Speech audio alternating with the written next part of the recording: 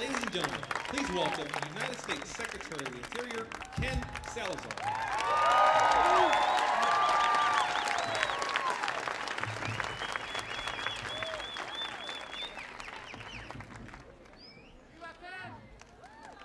Buenos días, buenos días.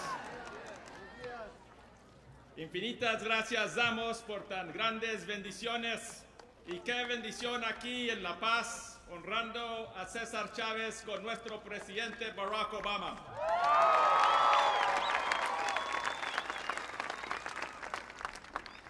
Today truly is a historic day that has been made possible by so many people over a very long journey. I want to first say, on behalf of the United States Department of the Interior and the National Park Service, that we are proud of this day. And we are so proud of the great leader of the National Park Service, the 18th Director of the National Park Service, overseeing all of our 398 units across the country, Director John Jarvis. Give him a round of applause right over here.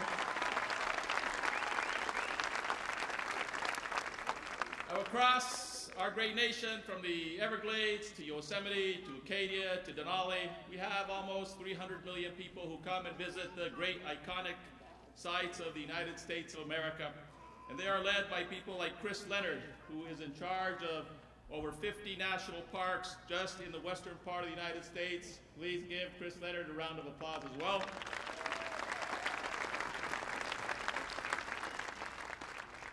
And we are honored that the superintendent who has been named today to be the superintendent of this very special and hallowed site is named Ruben Andrade, who is here with his wife.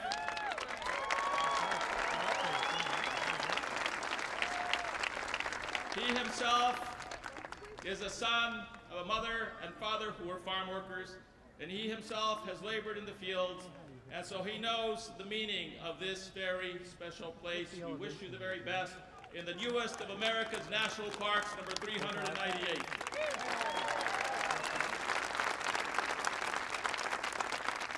We also would not be here today if it had not been for the great efforts of the National Parks Foundation and the great leadership of Neil Mulholland, Henry Munoz, Ernie Vasquez, and so many on that board who labored so hard to put this deal together over the last several months, over the last several years. So Neil, if you'll stand, and members of the board, I'd like to recognize you as well.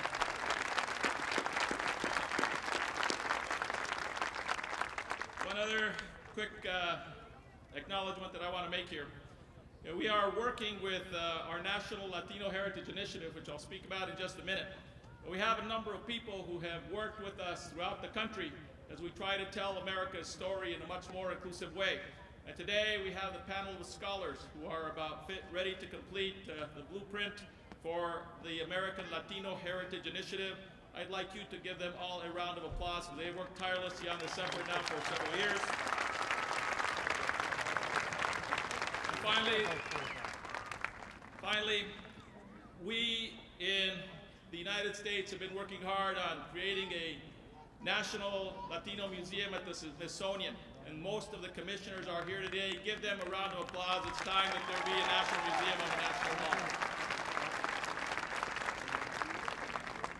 These kinds of efforts do not come together by yourselves. They come together with a lot of people, and many people who have worked on this, including Nancy Sudley, who is from the city of Los Angeles, a Latina herself, and who today is the chairman of the Council of Environmental Quality. Let's give her a round of applause. And finally, I need to say that without the Chavez family, we would not be here today. To Paul, to Arturo, to Helen, and to all of the Chavez family who are here and here. Mil gracias por su ejemplo y porque ustedes lo han dado todo para esta nación. Thank you so much.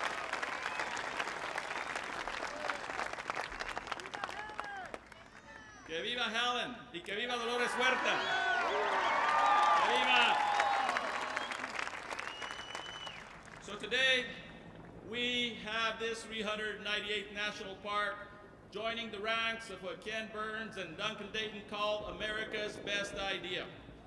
But we take a great step in making it the best idea because of the fact that we now tell a story of America in a much more inclusive way by honoring a man named Cesar Estrada Chavez. Today, we are grateful that President Barack Obama is creating, through his authorities, the 398th unit of the National Park Service of America. It is fitting that the President's announcement is made here at Nuestra Señora Reina de la Paz, a place where the spirit of our continuing struggle for justice and dignity for all pervades the air and the hills around us. For it is here in La Paz where Cesar lived his dreams of a better America for all, especially the workers who toil on America's farms and fields, and where his gravesite today inspires us to continue our struggle for a more inclusive and more just nation, a nation rooted in the proposition that we are all equal in the eyes of our Creator. Today's designation is a long time in formation. When President Obama asked me to serve as the Secretary of Interior, we recognized the important role for Interior to serve as the custodian of America's natural resources and cultural heritage. As part of that mission, we needed to make sure that we told the story of all of America through the authorities reposed in us by the people of this country. We recognized that our nation's story needed to tell the diverse, rich, and complete history of our nation, including the story of the nation's first Americans, women, Japanese Americans, African Americans, Asian Americans, and so many others whose contributions to our nation for too long had not been recognized. Since then, under the steady leadership of Director Jarvis, we have made steady gains. And today, here at La Paz, we continue that progress as we build on our work to create a more inclusive America. Today marks my fourth visit in as many years to California in commemoration of Cesar Chavez and his legacy. Each and every time, I am humbled to be a part of this story. It was here in La Paz, in this building right behind us, where National Park Service Director John Jarvis and our team started the American Latino Heritage Initiative. It was at the 40-acre site nearby where we celebrated with 1,000 people the creation of the National Historic Site to mark the place where Cesar Chavez fasted and prayed with Robert and Ethel Kennedy and so many farm workers for justice and for peace and for a better life for those who worked in the fields. It was in Los Angeles where we celebrated the 50th anniversary of the founding of the United Farm Workers of America.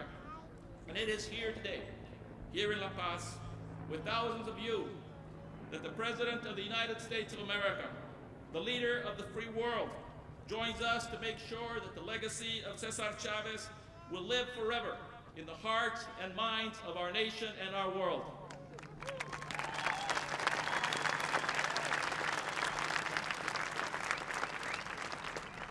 And to be sure, our American Latino Heritage Initiative, the nation's American Latino Heritage Initiative, is only beginning.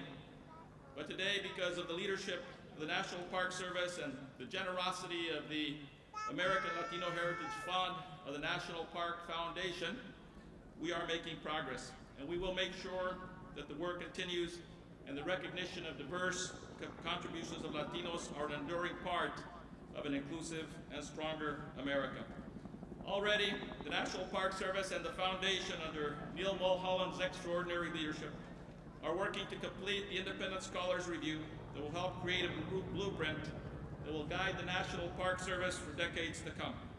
And already, the service has identified important historic landmarks around the nation that will help tell this important story in the building of our nation, from our founding to the Revolutionary War to the 9/11 generation. Today, we commit ourselves to continue that journey in honor of the values lived by one of America's iconic figures, Cesar Chavez. Now, for me, my call to service was inspired by Cesar Chavez and my oldest brother, Leandro, and his wife, Loretta. Loretta is here with me today, and she was an organizer of the United Farm Workers with my brother in the 1970s.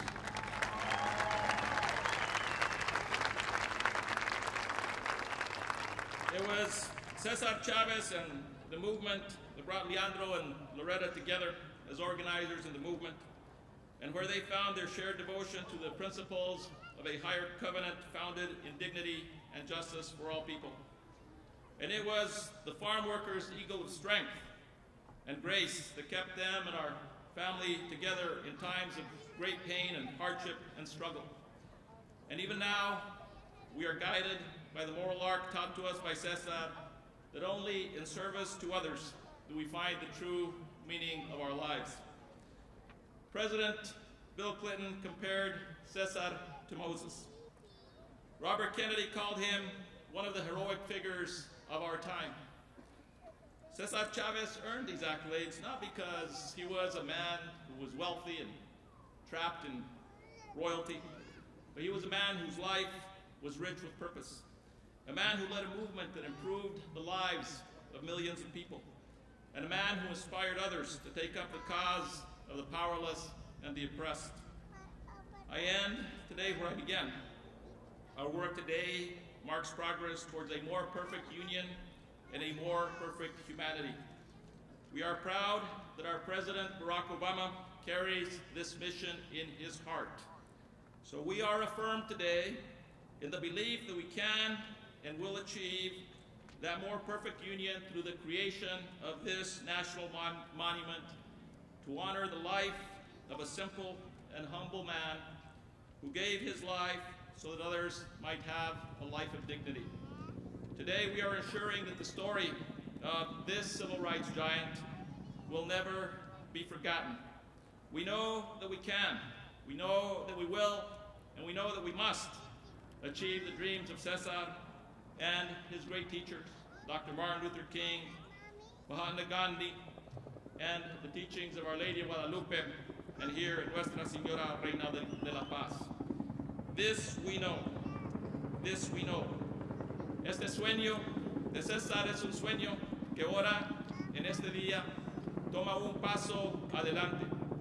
Sabemos todos que la lucha de nuestra comunidad es una lucha que todavía tiene muchas etapas adelante de nuestra comunidad y nuestra nación. Pero lo que sí sabemos que es en el corazón y en el espíritu de todos ustedes, y en la inspiración que nos dejó Cesar Chavez y que nos da todavía Dolores Huerta, que sí se puede para toda nuestra gente, para toda la nación y para todo el mundo. Que Dios los bendiga. Mil gracias.